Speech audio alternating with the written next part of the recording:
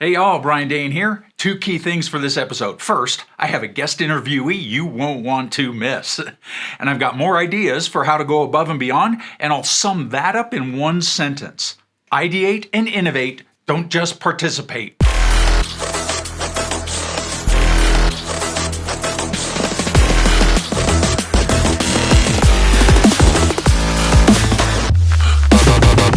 That's right, ideate and innovate, don't just participate. So, what do I mean? Well, let's bring in my special guest and see what she has to say. Hi there, I'm Lillian. How can I assist you today? Don't hesitate to ask me anything. Hey Lillian, Brian here. Thank you for joining. As we talked about previously, I'm creating a video blog on career growth and advancement in the IT industry, and this episode is all around the idea of ideate and innovate, don't just participate. Do you have any comments on how taking this approach might help someone who is pursuing advancement and growth in their career in the IT industry? Coming up with innovative ideas and solutions doesn't just allow one to participate in the workplace, it also helps individuals stand out from their peers. The ability to contribute fresh and unique perspectives demonstrates thought leadership. Being a leader rather than a follower is essential for advancing one's career, especially within competitive job environments. Demonstrating creativity and innovation can be key factors in receiving promotions or pay raises. Good stuff, Lillian. Thank you. Do you mind hanging around in case I have any other questions? Not at all, I'm always here and happy to help. Just let me know if you have any other questions. I appreciate it. Thanks. By the way, I'm curious. Do you ever sleep? No, I don't really sleep like humans do, but sometimes when the system is down for maintenance or updates, it's almost like taking a digital nap. And who knows what kind of silly dreams a digital human can have. Oh, alrighty. I'm not sure how to follow that, but Lillian did make several great points, and one of them was around participating. Basically, she said, participating is important, but it will not really set you apart in a big way, or maybe at all. Honestly, everybody should be participating in some way or another. If you want to grow yourself professionally and increase your chances of advancement, you need to stand out from that big pool of participants in a good way. And one way to do that is coming up with new solutions and ideas that others may not have thought of. In other words, show thought leadership. And you doing that can give you a competitive advantage in your career. So let's dig into this concept of ideation and innovation. First, what's the difference between the two? Really simply, ideation is coming up with a new idea, and innovation is making it happen. You have a new idea? Make it happen. That's it. So, okay, let's take it to the next step. How do you come up with new ideas? Well, one way is to, as I call it, fill a gap. Fill a gap. You look at existing processes, products, information, architecture, whatever it is. Probably something you're already familiar with because you work with it, you use it. You look at it and ask yourself questions like, do you keep encountering a lack of something that would be helpful if it existed? Do you notice different people asking for the same thing? Maybe because it's hard to find, but it also may be because it doesn't exist. Does it appear people are wasting time by doing things repeatedly, manually, everyone inventing from scratch, duplicating efforts, and so on? All these scenarios have something in common. They're missing something that people want or need. There's a gap, and you've identified it. Next step, figure out if you can fill that gap and how. Let me give you several examples to get you thinking. Maybe it's by developing a new tool that makes people's jobs easier. In a previous episode, I interviewed Wayne Abbott, who did just that. His adage is, if something is too hard, there's probably a better way. Find that way and make it happen. He saw Presales folks repeatedly doing the same manual task when they were configuring solutions for customers. He saw there was a gap, figured out that he could fill that gap, and developed a tool called Nirvana that did fill that gap. And it still does. Maybe you see a knowledge gap.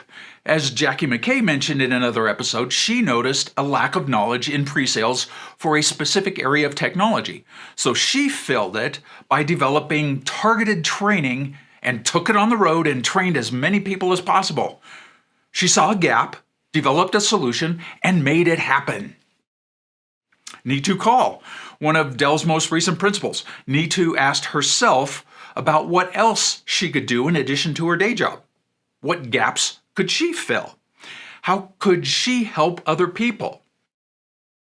That process of her asking herself those questions led to her finding her area of passion, which is all around helping people. As she said in a previous episode, when you help others, more people will come to you. She found that as a part of growing yourself, you help others to grow as well. Last example, maybe you see different customers all coming to you with questions about a similar problem. That's what happened with me. I had various customers and sales teams all asking me the same types of questions around how they could make more efficient use of the storage that they already had. So I looked around for answers that I could give them. I couldn't find anything. So I developed a methodology to help them address that efficiency issue. But then I found myself communicating that same methodology over and over every time someone asked. And then I realized I could help a lot more people and organizations if I documented my methodology and made it available to anyone who needed it. So I authored a paper on the topic, and it became the first of 6 papers that I have authored over the years and were published by EMC and now Dell. So from a personal perspective, that first published paper was one of the most important factors in me advancing to principal. It literally ended up impacting customers around the world, and I became known as the expert in that area. My network grew. I had people from around the world who I had never met before contacting me to help them. My reputation spread, my brand developed, all because I noticed a gap, came up with an idea, and made it happen. This video blog series? Same thing. Okay, enough about me. Before I finish up, I want to make one final point on this topic about ideating and innovating. Let's assume that you have ideated and innovated. You found a gap and you developed a solution to fill it. Now what? Key point, you need to market your innovation. People need to hear about it, know about it. That's the only way people will be able to benefit from your innovation. The flip side of that coin is that you don't want to have the best innovation out there that no one ever heard about. So you need to find a way to publicize your innovation. However, there are a couple, I'll call them issues that go along with this. First, and this is very common, I found that most people don't like to market their own work, to talk about what they've done. They say it's like patting myself on the back, bragging about myself. And I completely understand because I had the same problem. I didn't like talking about myself. It felt like me saying, look at what I've done. Look how good I am. I can fix your problem. You need my solution. I really didn't like that. So what did I do? I had to change my mindset. I had to convince myself that people and organizations could benefit from the methodology I had developed. And if I didn't find a way to market my solution that I was comfortable with, I would be depriving them of those benefits. And that leads me to my last point. There are ways to market your innovations without calling undue attention to yourself. Believe me, the attention will come, but it should come because of your innovation, not because you're bragging about yourself. So, ideas for pre-sales folks. And if you're not in pre-sales, but you're still wanting to grow yourself, grow your career, hopefully you can take the ideas here and modify them for your current role. One idea, ask your team for feedback on it. Yeah, present it to your team and see what they think. You're going to get a few benefits from doing this. First, This would hopefully be a relatively safe way to get feedback on your innovation, constructive criticism, other ideas that might lead to make it even better. Second, you're starting to market it. For them to give you feedback, you need to tell them about what you have innovated. Maybe you can ask for a time slot in a team meeting and present it to them. Maybe do a demo if that's appropriate. And now your team knows about it. You've just started your marketing. And then, once you think it's ready for a larger audience, maybe expand those discussions to larger groups.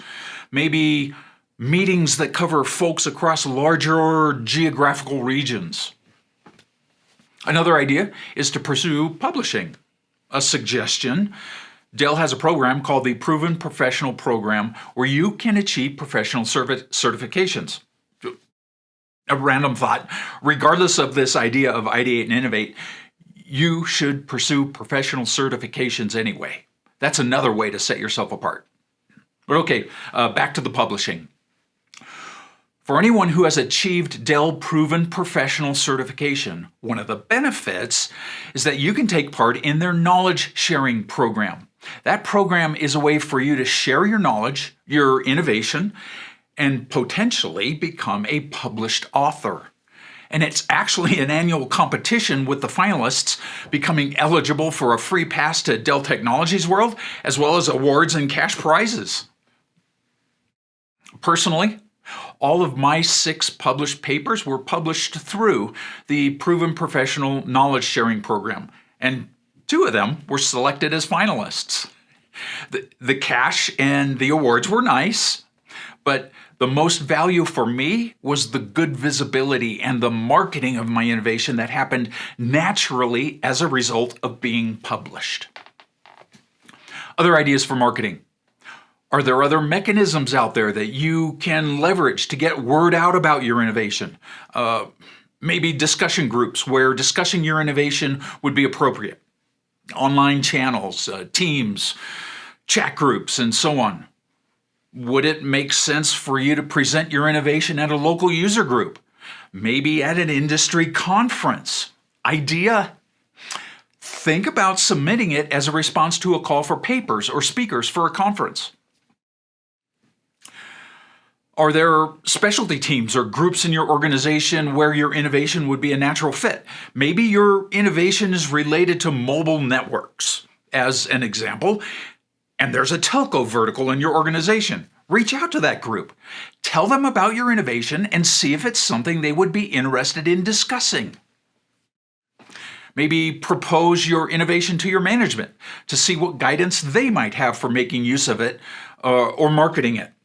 Bottom line is, like it or not, you need to find ways to get word out about your innovation and do so tactfully. Don't have that awesome idea that no one ever hears about. Lillian, you still there? Yes, I'm still here. How can I assist you? Great. I was just talking about the need to market innovations so that people know about them and can benefit from them. Wait, you were probably listening the whole time. What do you think? Even if an innovation doesn't receive recognition or adoption right away, it can still have a positive impact on society in the long run. Innovations often build upon each other and contribute to a wider body of knowledge and technology that can be leveraged by others in the future. Perfect, thank you. I should have you on here more often. All right, that wraps up this episode. Ideate and innovate, don't just participate. See you in the next episode. Hey Brian, did you hear about why scientists don't like atoms? I'll give you a hint. They make up everything. Huh, well, it was funny to me. See you next time. Oh.